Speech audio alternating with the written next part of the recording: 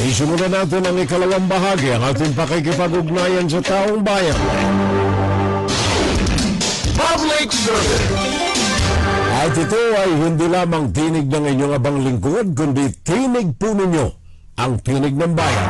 Tinig ng Pilipino para sa Pilipino.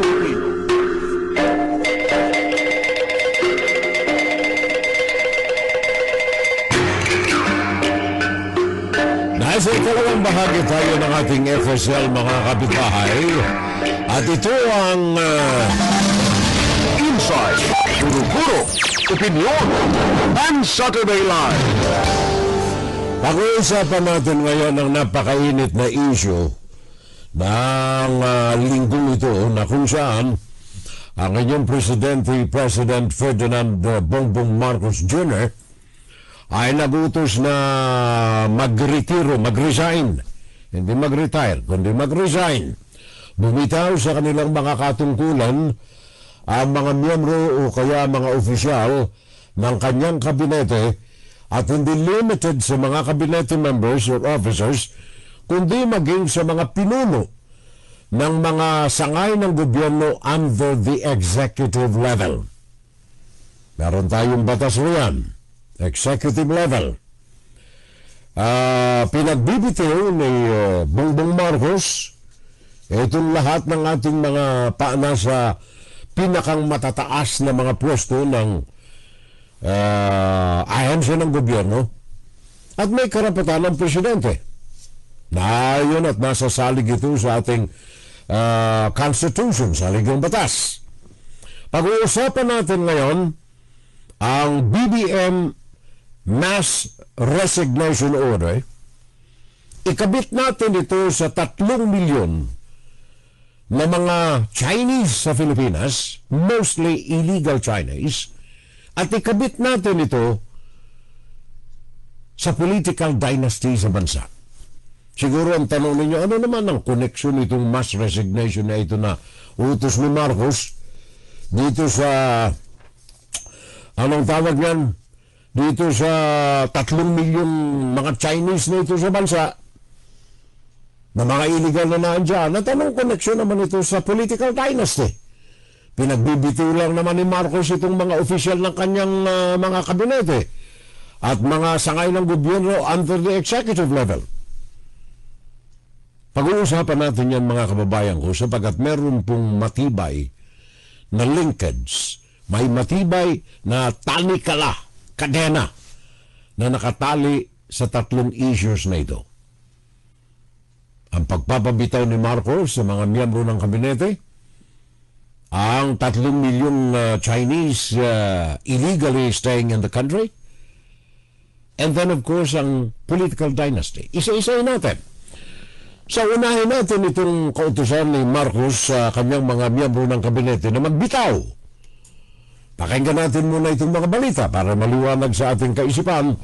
Ano ba itong sinasabi kong pagbibitaw? Sabi nga natin, walang puwang ang tamad at korap sa administrasyon ni Pangulong Marcos Jr. Ito ang binigyang diin ng palasyo kasunod ang hiling ni Pangulong Ferdinand Marcos Jr. sa lahat ng mga miyembro ng kanyang gabinete na magsumite ng courtesy resignation.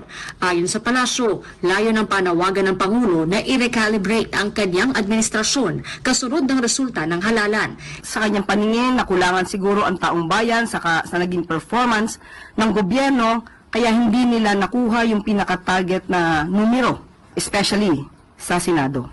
Ayon kay Castro, bukod sa mga kalihim, sakop sa pinagbibitiw ng Pangulo ang mga pinuno ng mga ahensya ng gobyerno na may cabinet rank, iba pang pinuno ng government agencies, presidential advisors at assistants.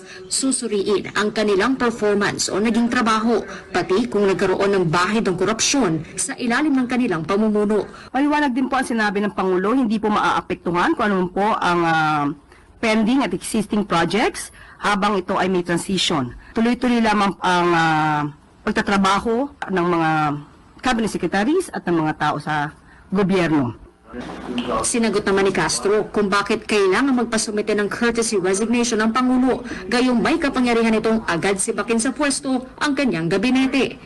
Para po lahat ma-realize ng lahat kung sila ba'y nagkulang o hindi.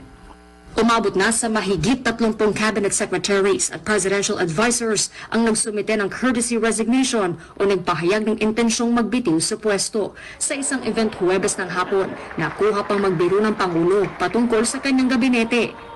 The honorable members of the cabinet. Teka, may laman pa ba yung kabinete ko? Wala na. Who am I addressing now? Sa ngayon ay may mga ilan pang nagsumite ng kanilang courtesy resignation. Thank you, Harleen Delgado ng ABS-CBN. So, pinagbibitiw. The question is, ito ba'y legal o illegal? Ayon sa Saligang Batas, 1987 Constitution, merong karapatan ng presidente. May kapangyarihan, may karapatan na humirang, mag-appoint ng mga pinuno sa kanyang executive department. Ang mga ito ay kailangang dalhin sa Kongreso Senado ang mga nominations na ito at kumpirmahin ng Commission on Elections. Pag nakumpirma ng COMELEC, ng Commission on Elections, Commission on Appointments. Commission on Appointments. Pag ito ay kinumpirma ng Kongreso ng Senado, ito ay babalik kay Presidente at yan ay opisyal ng uupo. So yan ay ayon sa Saligang Batas natin. As head of the Executive Department, meaning to say, ang Presidente, meron siyang control and supervision dito sa mga tao na ito. So it's legal. And also the President ay maaari siyang gumawa ng mga hakbangin na tanggalin ng mga tao na ito. Depende sa clamor, sa panawagan, sa efekto ng mga appointments ng ito sa performance na binabantayan at dapat ay may benepisyo ang taong bayan. So, iniutos ng Presidente, magbitaw kayo lahat. Ang problema lamang dito, bakit pinagbibitaw ni Presidente itong mga tao na ito? Marami ang mga nagsasabi na ito'y dahilan dito sa dismal result ng eleksyon nitong midterm, nitong Mayo 12. Marami mga nagsasabi na ito ay offshoot, resulta ito ng hindi pagkakahalal ng mayoriya ng kanyang mga tauhan na kandidato, especially and particularly sa Senado. Kung maalala ninyo, 5 and 2. Limang tauhan na under the banner ng Presidente ang nanalo. At sa panig ni Sara Duterte, 5 rin. Kasama roon yung 2 na ayaw bitawan na coalition party ni Bongbong Marcos, si Aimee at saka si Villar. Now, etong mga bagay na ito ay nagpapakita ng kahinaan ng Presidente. Sa aking pananaw, kagaya ng nasabi ko last Saturday, sa aking pananaw, dahilan sa kahinaan na ito ay gumawa ng drastic move ang Presidente. Which to me is not too late. In fact, tama lamang ito na kanyang ginawa. Tama ba o kulang pa? At hindi lamang yung weakness, tatalakayin natin isa-isa ang bagay na ito. Hindi lamang ang weakness ang dahilan dito sa revamp na ito, kundi maliwanag na sinabi ni Bersamin, Executive Secretary ni BBM, Lucas Bersamin. Sinabi niya na ang reason, ang dahilan, kung bakit isinagawa ni BBM ang pagkani na bumitaw sa kanilang mga tungkulin ang lahat ng mga pinuno ng mga ehensya at ang kanyang kabineto mismo. Ayon kay Bersamin, it is because of corruption o kaya non-performance or incompetence ng mga pinuno na ito. Mabibigat yan. Mabibigat na mga kataga na binitawan na yan ni Bersamin kung yun ang tunay na batayan kung bakit hiningi ni Marcos na bumitaw sa kanilang mga tungkulin ng mga cabinet secretaries na ito at ang mga pinuno ng mga agencies under the executive department. Reasons for reset? Corruption or non-performance or incompetence. Dito ako'y malaking question mark sa utak ko eh. Tinutukay ganyan ko itong mga bagay na ito. Kung totoo ang sabi na ito, that's why credibility, ang credibilidad, importante ito sa public official eh. Credibilidad, importante sa public official. Sa ang taong bayan, hindi man nagsasalita, alam nila kung binubola sila ng inyong mga leader o hindi. Sabi ni Bersamin, the reason why na inalis ni BBM ay non-performance or incompetence o kaya corruption. Maganda sana pakinggan. Pero bakit? Hindi naman inalis eh. Isa lang ang inalis eh. So far, binalasa lamang itong mga public officials na ito, ang kanyang mga kabinete, inalis dito, dinala sa isang pwesto. Eh kung incompetent ito, kung ito ay corrupt, walang epekto ito sa taong ito. Umalis lamang siya sa isang bahay, pumunta sa isang bahay at doon siya nagtampisaw ng kanyang corruption at ang kanyang incompetence. So dito medyo malabo ito eh. Si Mr. Bersamin, although dating miyembro ng Supreme Court, kailangan matino eh, matalino eh. Bakit itong pagbibitaw na ito? Slip of the tongue ba ito? Nadulas? At walang permiso kay Presidente na sabihin itong bagay na ito. So, ang akin lamang dito, dapat ito ay tama, magandang move ito. Tama ito. Sa bagat upang mapagtibay ng Presidente ang kanyang mga programa, kailangan may mga bagong tao roon na magsasakatuparan ng kanyang plataforma. May 3 taon na lamang siyang nalalabi.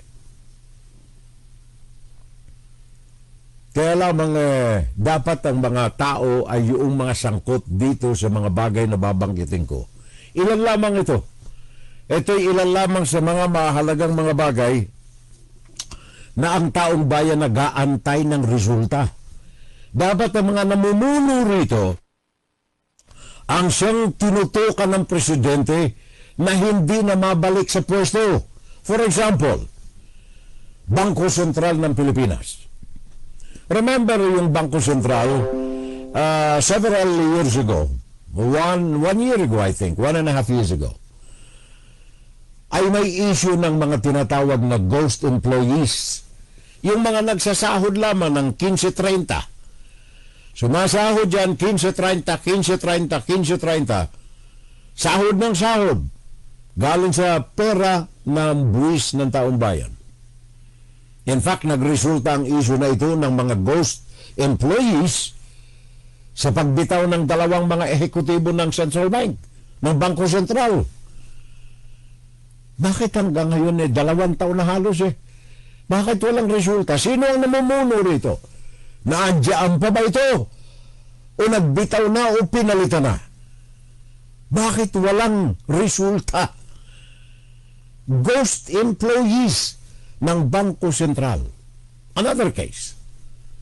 Yung the other day, napakinggan ninyo si Mr. Rimulya, wag ho kayong mag-alala at hindi po nawawala sa aming agenda ang mga sabungerong nangawawala.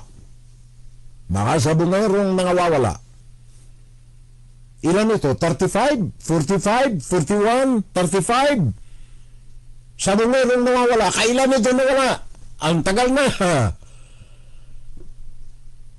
Imposible naman na wala pa tayong suspect dito. Wala pa tayong nakakasuhan eh. Ito ba ay competent performance or incompetence ng pinuno ng sangay ng pamahalaan? Sabi ni Presidente, gusto niya yung mismanagement na mga pingas ng kanyang administrasyon maayos, malinis, maituwid ng ang natitirang 3 taon sa kanyang administrasyon ay maganda, smooth sailing. Mismanagement, wala na. O eto, mga sabungero, bakit na hanggang ngayon wala pang resulta? Dahilan ba ito sa mga sangkot na mga tao rito ay mga may koneksyon Corruption ito eh. Kung may koneksyon eh. Corruption ito ng public official. Bakit hindi maalis-alis ang taong ito? Bakit hindi mahuli-huli sapagat ito ba ay kilala na tao at kilalang nakapagmumudmud ng kanyang salapi sa mga taong kanyang nais patahimikin? Bakit wala pang solusyon? Sa bungero ito, 35 o 41, 45, nangawawala hanggang ngayon, walang solusyon. Sinong pumatay kay Percy Lapid?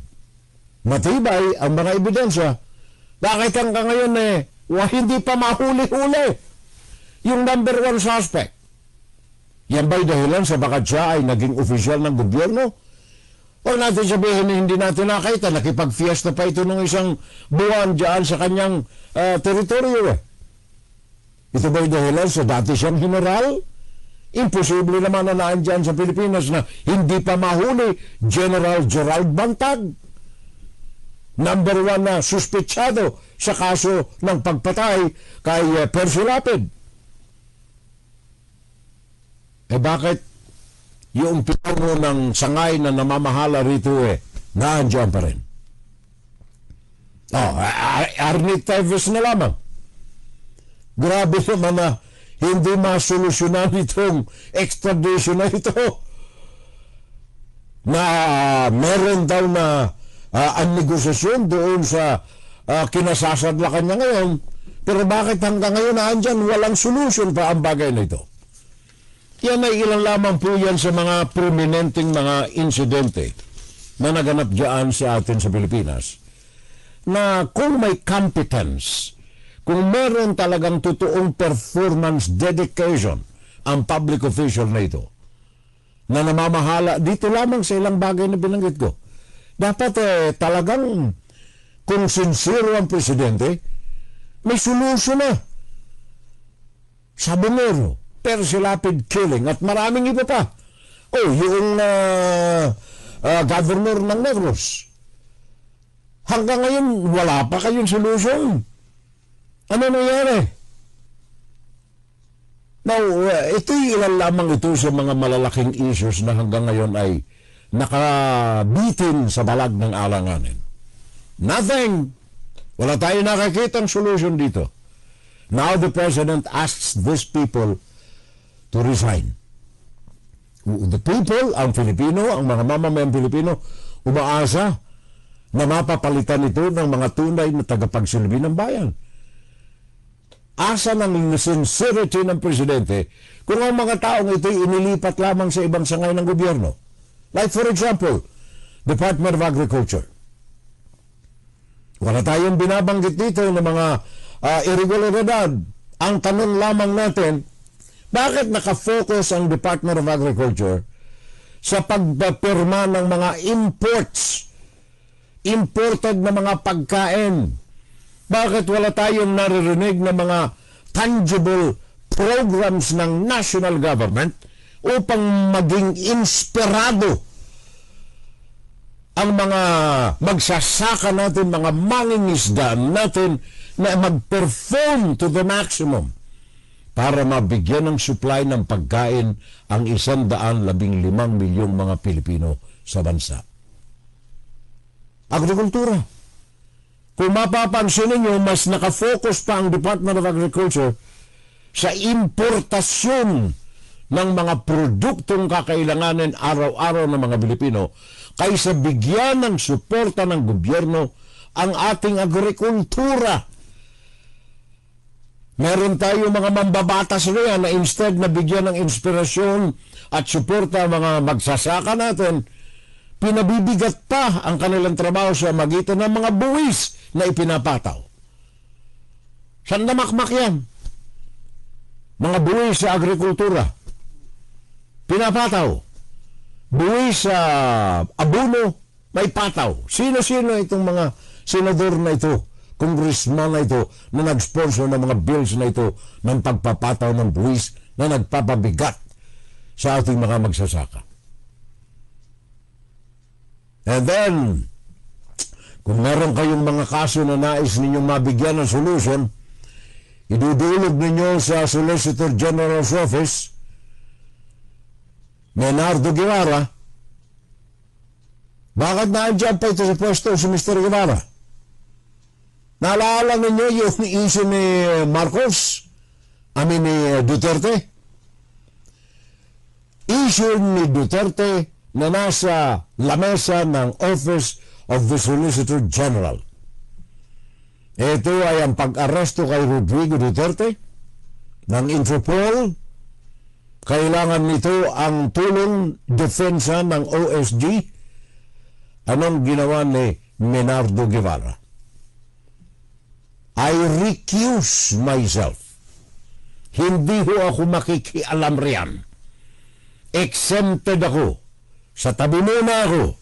Ayokong makidaw-daw dyan sa issue ni Rodrigo Duterte sa ICC. Trabaho ito ng OSG. Yan ba'y dahilan sa ang kanyang loyalty ay nasa kay Rodrigo Duterte at wala kay BBM? Bakit siya nananatili riyan sa kanyang pwesto? Yan ba'y dahilan sapagkat classmate siya ni Lisa Araneta Marcos? Classmate ito eh. Yan ang dahilan kung bakit na-appoint siya dyan, Solicitor General. Sa kabila ng kanyang hantaran na pagkampi kay Rodrigo Duterte to the detriment sa pagkawasak ng kredibilidad ng administrasyon ni Marcos. Tingnan ninyo yan. And then, itong ating Labor Department. Tuwan-tuwa sila. Tuwan-tuwa ang Department of Labor na ipangalandakan na ang ating mga OFW ay malaki ang kinikita sa magitan ng mga remittances nito sa gobyerno. Department of Labor. Bakit walang mahanap trabaho dyan sa Pilipinas? Tanungin ninyo ang mga OFW. Bakit sila nag-aalisan sa Pilipinas? Sa lahat ng kanilang kwalifikasyon ay binubusisi ng husto sa Pilipinas sa isang gagaparanggot na pasahod na kanilang tinatanggap. Overseas na lang kami. $2 pa ang kita namin. At yun ang pinangangalandakan ng Department of Labor. Mr. Bienvenido Laguesma. Bakit hindi tayo magsagawa ng mga pagkilos, mahikayat ang Kongreso, mahikayat ang Presidente, mahikayat ang mga sangay ng gobyerno na makipagtulungan sa Department of Labor? Ang problema natin, pinabibayaan natin na mga investors natin dyan sa Pilipinas, iisang lahi lamang. Iisang lahi lamang ang mga investors dyan sa Pilipinas.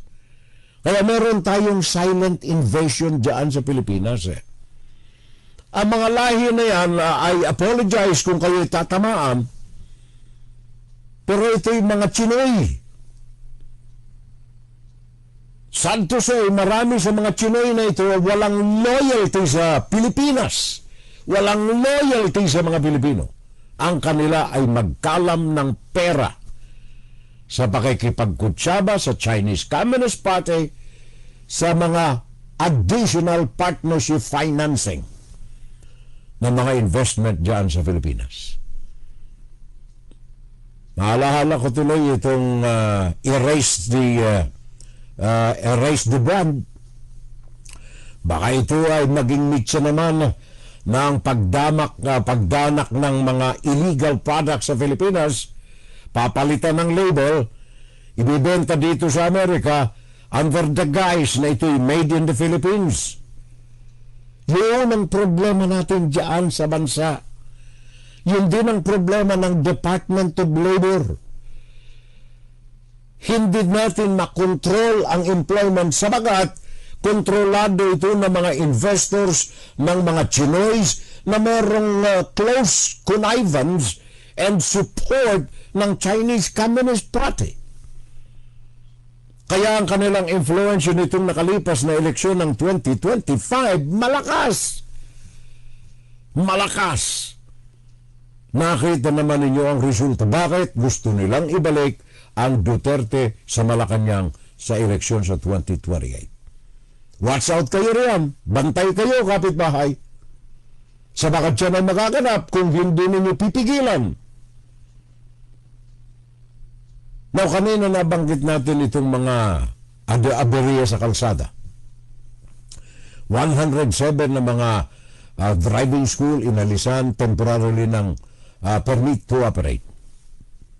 Problema ito ng ating Land Transportation Office, Mr. Vigor Mendoza II. Nakita ninyo kaliwat kanan ng mga aksidente sa kalsada. Kung may mga aksidente sa kalsada, siguradong may mga hindi sumusunod sa batas ng kalsada. Maging sa maintenance ng mga sasakyan, responsibilidad ito ng Land Transportation Office. Kaya nga meron tayong mga annual inspection ng mga sasakyan. Bakit marami sa mga truck na na-aksidente ay nawala ng preno? Sumabog ang gulong. Ang ibig lamang sabihin niyan, maintenance ng truck hindi at par. Wala sa tamang level. Sino ang may karapatan at may trabaho, responsibilidad na isailalim ng inspection ng mga sasakyan na ito? Land Transportation Office. Bago bigyan ng lisensya, bago i-renew ang lisensya, maging ng driver o ng operator, kailangan inspected ang lahat ng mga sasakyan. Bakit nandiyan pa itong mga nandiyan na mga sa pwestong ito? Kung sincero ang presidente, dapat wala na itong mga iterian na yun. Mass resignation na ang tinawag ng presidente. Tapos meron kang lamya na pinuno ng MMDA. Anong pangalan no? Mr. Artes? Romando Artes? Naalala ko tuloy yung nilagay ng sino ba yun? Noong nag-violate sa bus lane? Mr. Singson? Noong nag-violate sa bus lane, naglagay ng ilan? 2,200,000 pala. 200,000 pesos. Naglagay sa MMDA. Anong sabi ni Artes? Salamat po, salamat. Makatutulong po ito sa aming ahensya. Panunuhol yun panalagay yun sabagat nag-violate si Mr. Sison ng bus lane. O bakit nandiyan pa itong si Mr. Artes? Hindi ba yan ay paglabag sa kanyang katungkulan? Marami tayong mga lumalabag sa batas diyan sa trafiko sabagat maluwag na tumatagap ng lagay kung hindi man ang pamunuan yung mga tao sa kalsada. And then of course, ang public works natin. Yung mga balde natin butas-butas, hanggang ngayon lumalaki ang butas, walang patse. Bakit nandiyan pa itong mga pinuno na ito? At bakit naaberya ang eleksyon noong 2025? Bakit natalo ang mga kandidato ni Presidente Ferdinand Marcos Jr.? Dahil nandito ka Mr. Tanco, Toby Tiangco, Alyansa para sa Bagong Pilipinas Campaign Manager. Bakit ko itinuturo ang daliri ko rito ka Mr. Tiangco? Sa mga pahayag niya, instead na depensahan niya yung kanyang mga kandidato sa ilalim ng bagong alyansa ng Pilipinas, sila pang sinisihi. At nung kumalas si Amy Marcos at saka si Villar dito sa alyansa, wala siyang ginawa. Tuloy ang pangalan ng dalawa. Yan ang klase ng liderato meron tayo na dapat nating sandalan, paniwalaan at pagtiwalaan. And that goes up to the office of the President. Pagkatapos ngayon nakikita ni Sara Duterte. Nakikita ni Sara Duterte ang kahinaan ng Presidente na kanyang tinutumbok. And hopefully the President will do something sa huling 3 taon niya sa panunungkulan. Anong sabi ni Sara Duterte? I want a bloodshed Alang sabi ng presidente, ay naku hindi. Gusto ko friendship lang eh. Madami na akong kaaway. Gusto ko friendship. Dahil nga ng tubig. I want a bloodshed.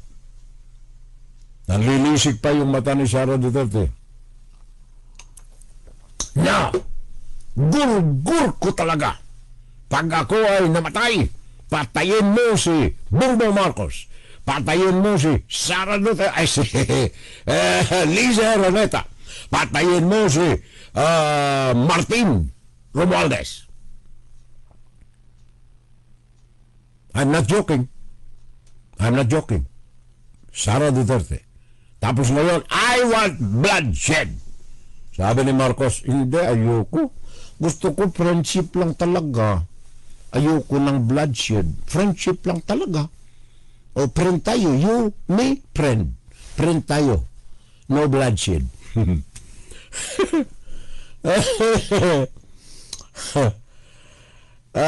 Ladies and gentlemen, mga kababayan ko, Ate Nena, ang presidente ng Pilipinas ay may hawak po ng unlimited power. Immense, kung hindi man unlimited, immense power. Malawak ang kanyang kapangyarihan. Meron siyang kapangyarihan sa pananalita. Meron siyang kapangyarihan sa bulsa. The wallet. Now, ang taong bayan nakatuon ang pananaw, ang paningin sa presidente. Makakita mo yung dalawa, I want a bloodshed, Sara Duterte. Ayun, gusto ko friend lang eh. Ganyan lang oh, friend. Ikaw na taong bayan, sa ating kulturang Pilipino, lalo na kayong lumaki dyan sa Pilipinas, not so much sa mga kagaya ni Maring Mirna Guillermo na matagal na sa Amerika, na umabsorb na, tumino na, tumagos na sa kanyang puso, damdamin at especially kaisipan ang ibang kultura. May pagbabago ang ating pananaw. Kung baga sa Ingles, thinking outside the box. Yan sa Pilipinas, hindi. Sa loob ng kahon pa rin tayo. Ang tingin natin sa presidente, boss natin.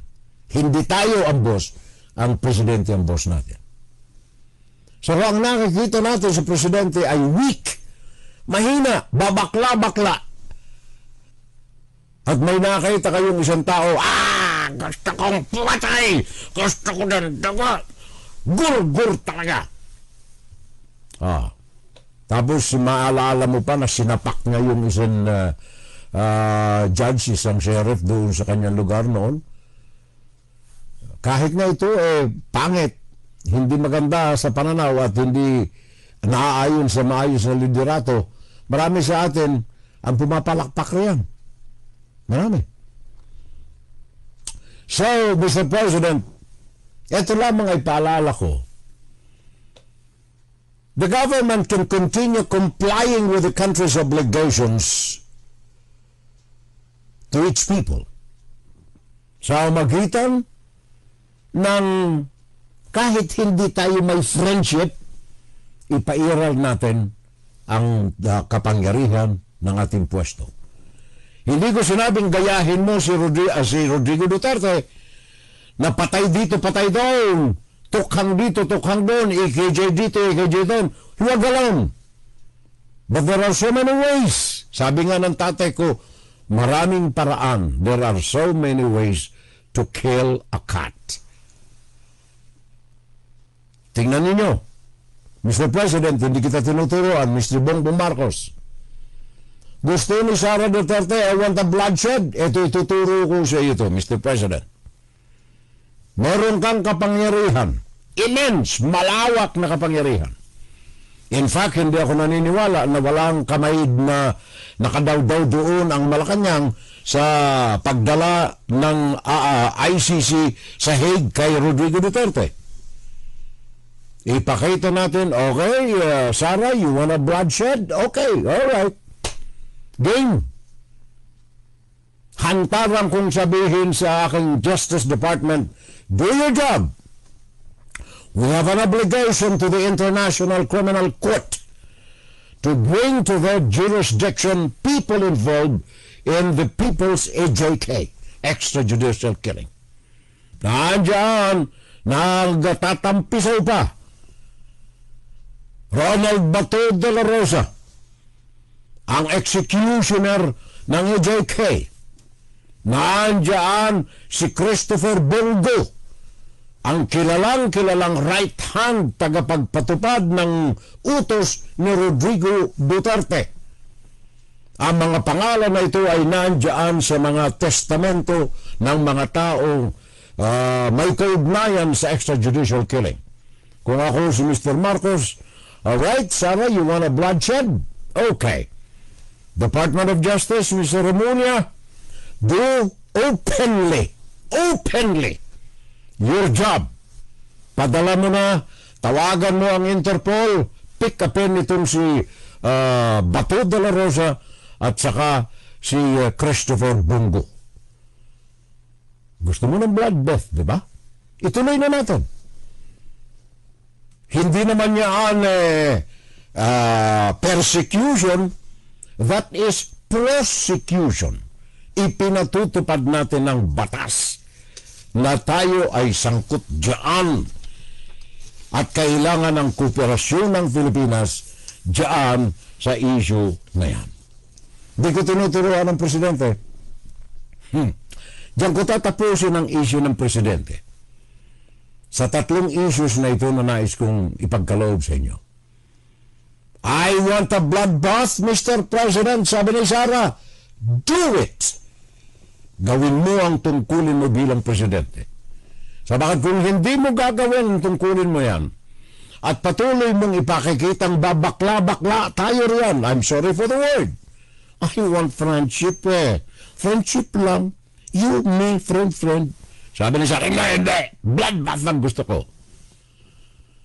Tandaan ninyo, hindi patas na kalaban ng pamilya ng mga Duterte. At maraming mga tao ang mga hindi naliliwanagan ng totoong issue. Pinatunayan ito sa nakalipas na eleksyon. Hanggang ngayon, ang clout ng kanilang mga ginawa sa 6 na taon na presidential term ni Rodrigo Duterte at unlimited years simula noong 1986 na pamamayagpag ng mga Duterte sa Davao, naging talamak at deeply rooted ang epekto ng kanilang panunungkulan. To the effect na ang Pilipinas nasaklaw ng foreign government na hindi natin alam. And I'm talking about the Chinese Communist Party. I'm talking about the Chinese illegals in the country. Yan ay resulta ng pamamayagpag ni Rodrigo Duterte on a national level bilang presidente. Kamay na bakal. I want a bloodshed. Yun ang mga Duterte. And sad to say, mga kababayan ko, nung isang araw, nabasa ko itong post ni pareng Ramon Tulfo. Kasabay ko ito sa media diyan sa Pilipinas. Kaya once in a while, nagkakabungguan kami sa mga conferences. Hindi yung kanyang mga kapatid, ngayon lang ito si Ramon ang kasabay ko. Nung isang araw, sabi ni Ramon sa kanyang post sa kanyang Facebook, there are 400 Chinese from mainland China who might be endangering our national security as they work for a telecom company. May 400 mga incheck galing sa mainland China ang maaaring maghatid ng panganib sa seguridad ng bansa sabagat sila ay may trabaho sa loob ng isang kumpanya sa telekomunikasyon. Sabi ni Ramon Tulfo, tinawag niya itong China's 400. Ayon sa kanya, it could be a potential spy organization for the Chinese government as they hold various executive positions at Dito Telecommunications, ang pangatlong pinakang malaking company ng telecom diyan sa bansa after Globe and after Smart. Dito Telecommunications. Ang tawag ni Ramon Tulfo, China's 400. Ang kontrolado nito, telekomunikasyon ng bansa. Kaya nga ba't nasabi ko sa inyo ng eleksyon, hindi ba kayo nagdududa na may influensya ng China ang result ng eleksyon ng COMELEC nitong nakalipas? Maaring without the knowledge, without the approval, without the information from the Commission on Elections. Maaring hindi nila alam at wala silang kaugnayan. Pero itong mga makina na ito ay kayang pasukin, as I've told you sa mga previous broadcast natin, kayang pasukin ito ng mga IT ng Chinese Communist Party. Hindi ba kayo nagtataka kung bakit nasa top si Bongo at saka si De La Rosa? Sabagat uubusin ng Chinese Communist Party na isulong ang lahat ng mga kaalyado ni Rodrigo Duterte, halata. Kaya yung maaring paniwalaan ng taong bayan na legally elected by the Filipino people, doon ang kanilang isinalang sa itaas.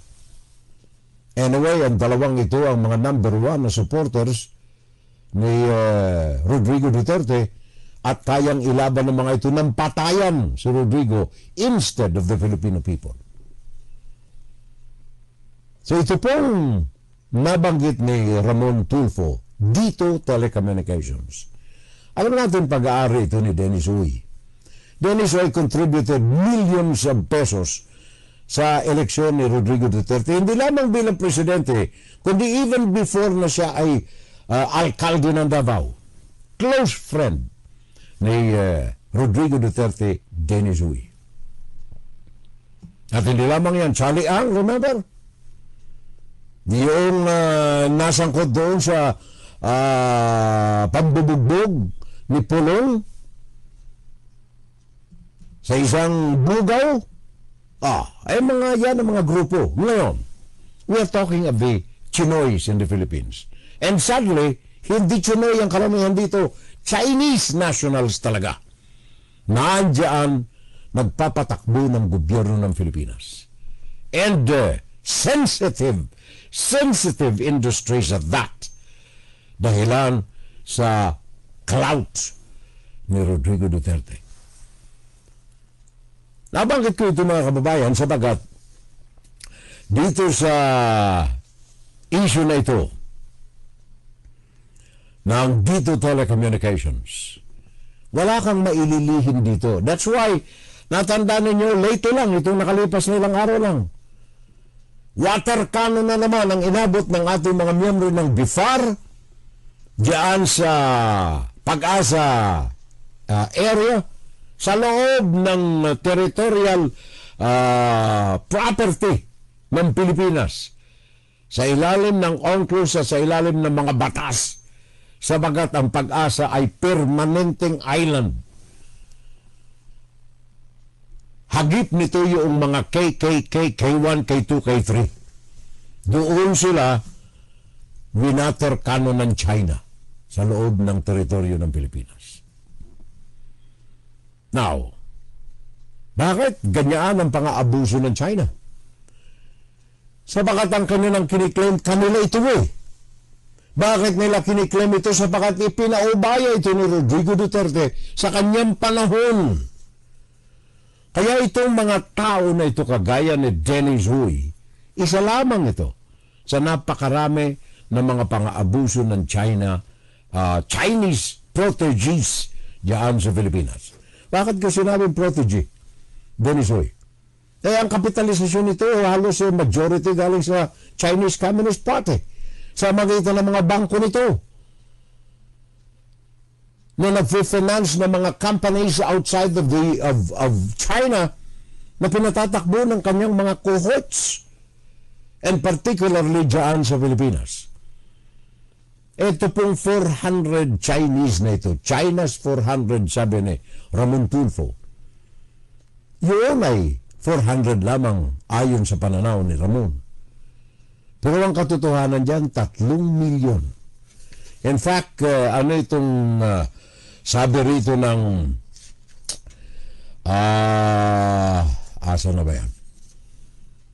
Ang mga Chinese, ito pakinggan ninyo ito.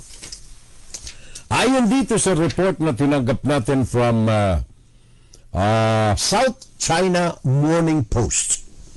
South China Morning Post. Ito ay pinatatakbo ng China. Dating pag-aari ito ni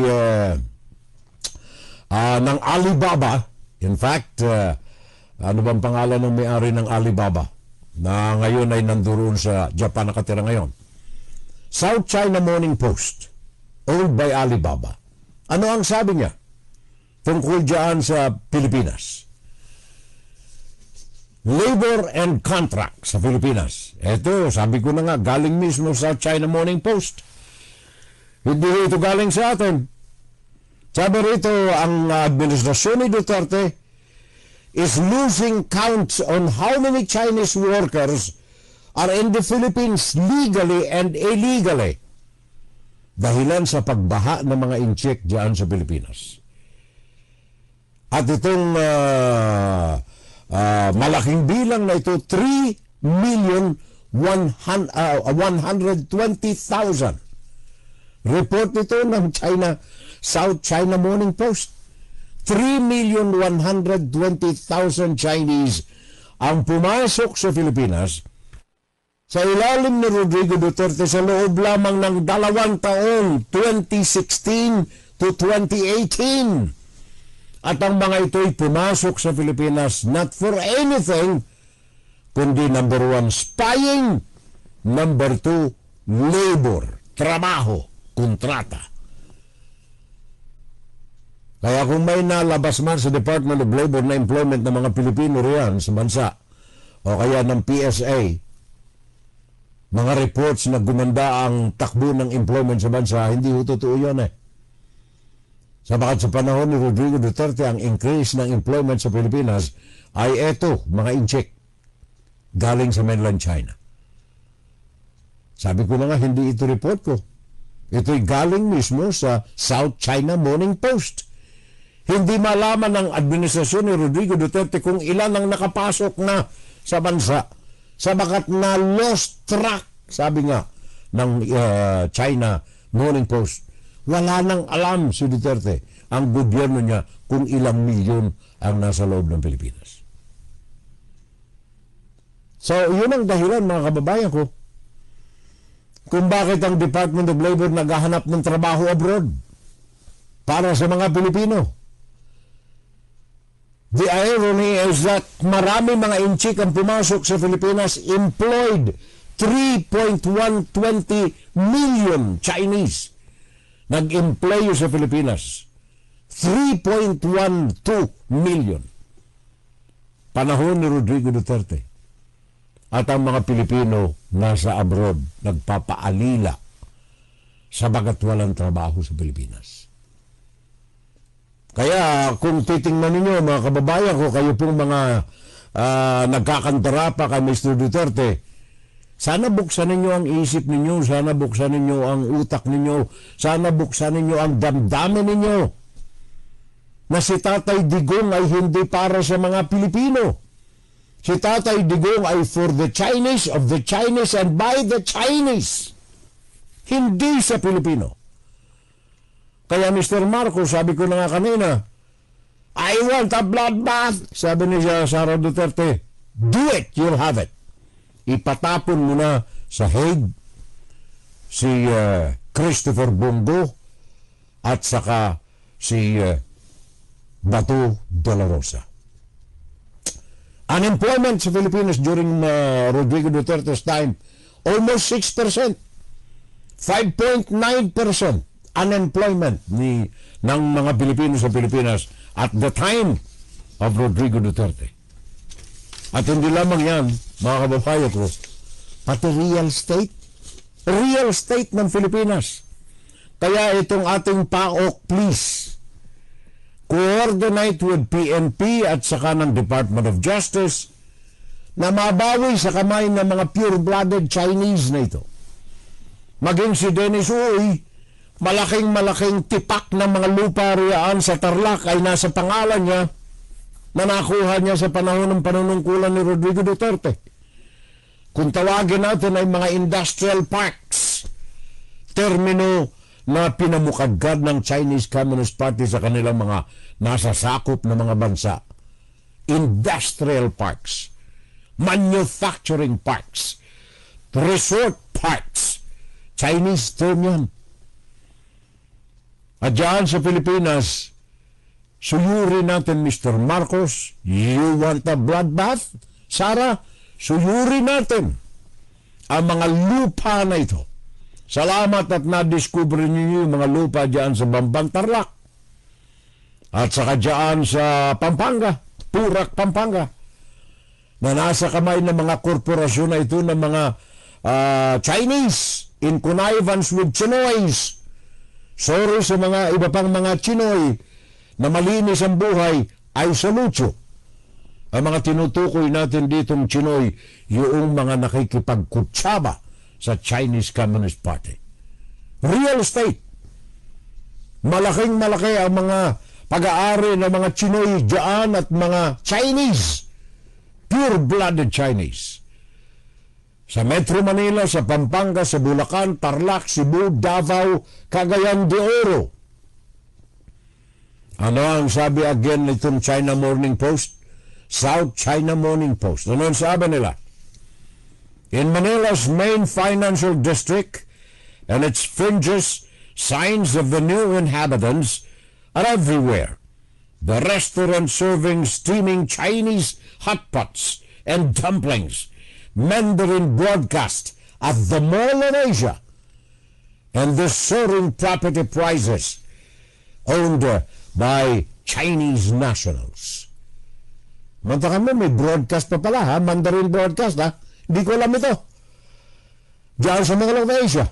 Mr. C, kumusta tayo? Bakit meron tayong Mandarin broadcast riyan? Aprobado ba ito ng National Telecommunications Commission? Casino and gambling. Mga babayan ko, alam mo ang sabi ng professor nga roon sa isang university sa hindi ko na Nanjing or something. Sabi ng professor doon, at ito nabanggit ko na ng mga nakalipas. Sabi ng professor doon, you know, you do not believe the Chinese people. They say something and they do another thing. Kagaya nitong casino gambling. Ayaw nila ng casino, ayaw nila ng mga manunugal sa China. Pero meron silang sugalan sa China. Exclusive. Ngayon, dyan sa Macau, exclusive. Chinese-operated gambling institutions sa Macau. Ngayon, yung mga investors doon, mga pure-blooded Chinese, dinala ang casino at saka gambling sa Pilipinas na mayagpag sa panahon ni Rodrigo Duterte. Hindi po nakatutulong ito sa mga Pilipino. In fact, nagdidiin ito sa mga Pilipino. Ang trabaho patuloy na nangawawala dahilan diyan. Marami pa sana akong gustong banggitin, mga kababayan ko, kaya lang ala na tayong oras. Now, bakit na mayagpag itong mga ito? Bayan kong minamahal, unang-una nais kong paalalahanan ng ating mga investors at mga manufacturers at mga warehouse magnates dyan sa Pilipinas. Huwag po tayong makipagtulungan sa China at tayong mga Pilipino bantayan nating maigi etong washing the origin technique ng Chinese Communist Party. Ano ang washing the origin ng Chinese Communist Party dahilan sa tax o tariff imposition ni Donald Trump sa mga produktong galing sa China. Ang China ay naghahanap ng mga countries, ngayon ay employ nila ang Vietnam at saka ang Cambodia para maging conduit na yung sinasabi kong washing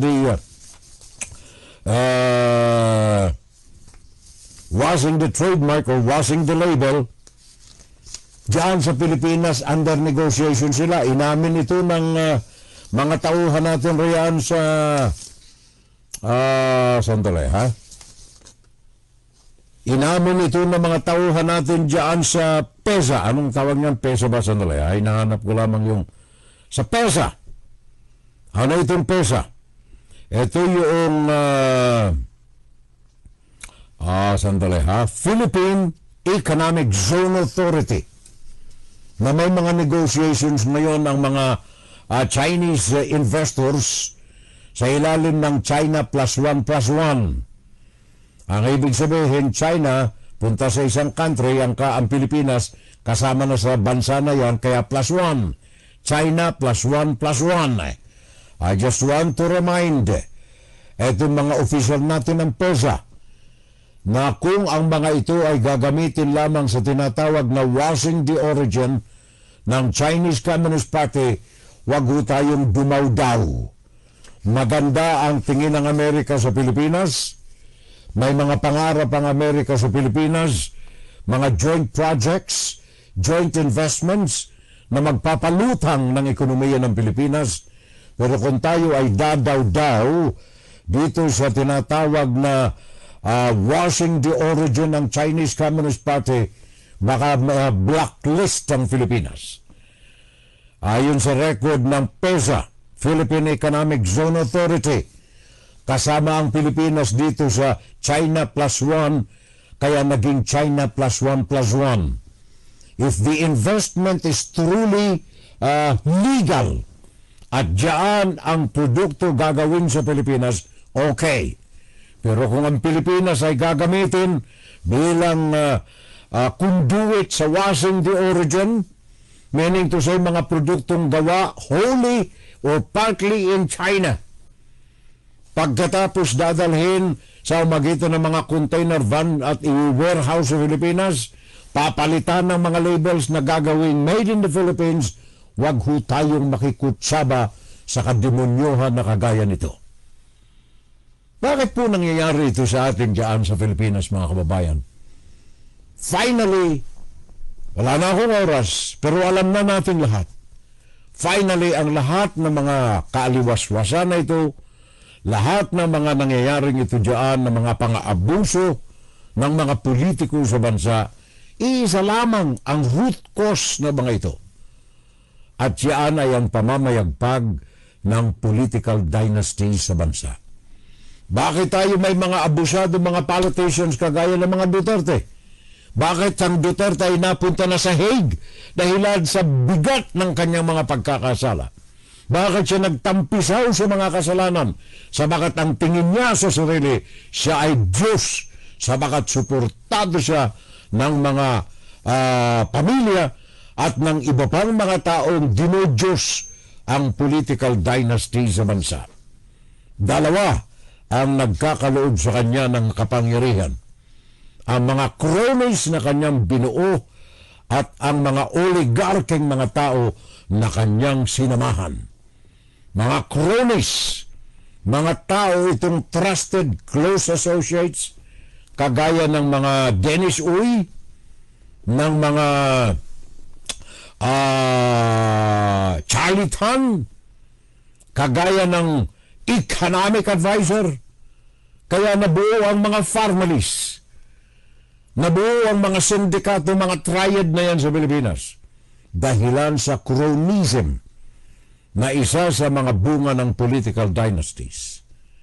Bakit na mayagpag itong mga Chinoy na kinakasangkapanan ng kanilang Philippine citizenship upang umangkat ng pera at partnership sa mainland China dahilan sa oligarkiya na itinatag ng mga politiko sa bansa sa ilalim ng basbas ng dynasty.